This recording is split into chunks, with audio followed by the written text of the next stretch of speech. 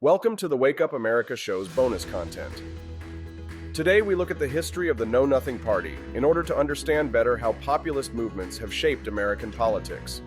Consider this piece about the Nativist riots and the Know Nothing Party from the Bill of Rights Institute. In the early 1850s, the United States experienced a wave of xenophobia, tracing its roots back to the Alien and Sedition Acts of 1798. The Alien and Sedition Acts of 1798 had been signed into law by President John Adams, largely due to Federalist concerns that immigrants from revolutionary France and Ireland might support Jeffersonian Republicans. Catholic immigrants in particular, especially in the Northeast, faced discrimination by Protestants who feared the Pope secretly encouraged immigration to subvert U.S. law. Only in 1821 did the state of New York accord full citizenship rights to Catholics. In 1834, a Protestant mob in Charlestown, Massachusetts, burned down a Catholic convent over rumors that nuns were being abused within its confines. Philadelphia's Church of St. Augustine was destroyed in the 1844 Nativist riot, highlighting the violent manifestations of Nativism. Immigration during the antebellum years surged as never before. Between 1840 and 1860, more than 4.3 million newcomers, predominantly Germans and Irish, resettled in the United States. In all, foreign-born residents in the United States amounted to a staggering 14.5% of the total population, a percentage that has never since been eclipsed. The Irish faced devastating famine, leading to massive emigration. Germans also emigrated due to economic hardships, but they generally arrived in better conditions than the Irish. Nativists felt threatened by the political savvy and increasing numbers of Irish and German immigrants, many of whom were Catholics and politically engaged. German immigrants tended to be better off than their Irish counterparts. The Irish, on the other hand, arrived poor and with few skills. Irish immigrants were particularly adept at navigating American politics, drawing from their experiences with electoral movements in Ireland.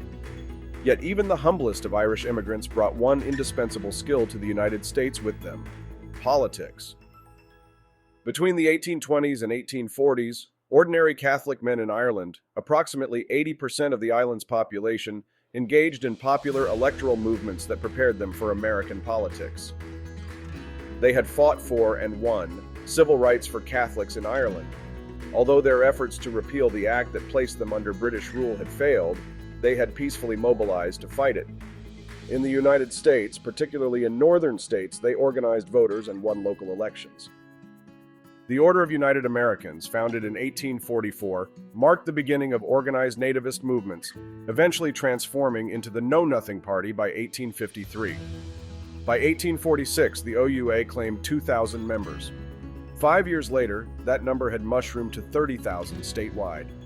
The founder of the movement stated, "What is equality but stagnation? If democracy implies universal suffrage, or the right of all men to take control of the state, without regard to the intelligence, the morals, or the principles of the man, I am no Democrat." As nativists saw things, immigrants and Catholics lacked such virtues.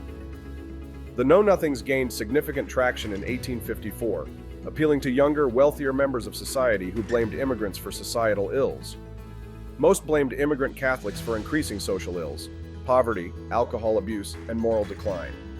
Nearly all believed that immigrants, whom the founder of the movement described as that class of aliens who assumed to be lawgivers and rulers in America, were becoming too powerful.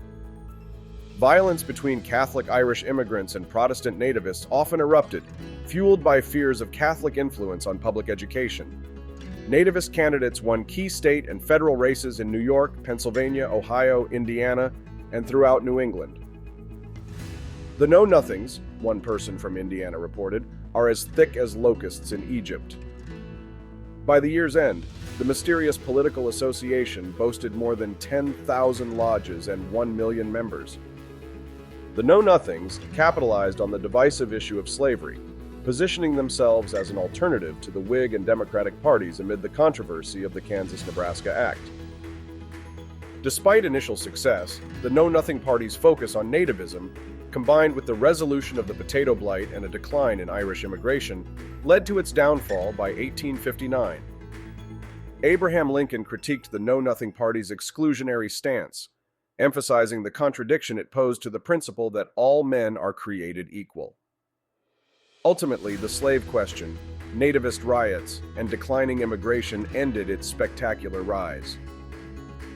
Nativism saw a temporary decline during the Civil War as Irish and German regiments earned respect for their service, but it would resurface later. The Know Nothing Party is primarily associated with promoting nativism, flourishing during periods of increased immigration, and often targeting Irish and German immigrants. From 1840 to 1860, immigration surged, mainly due to difficult economic conditions in Ireland and the German states, marking a significant period of cultural and political tension in America. Nativism continued to decline during the Civil War as Irish and German regiments won respect for their service in battle. Lincoln's sentiments of 1855 had prevailed. However, nativism was to rear its head again at the end of the 19th century,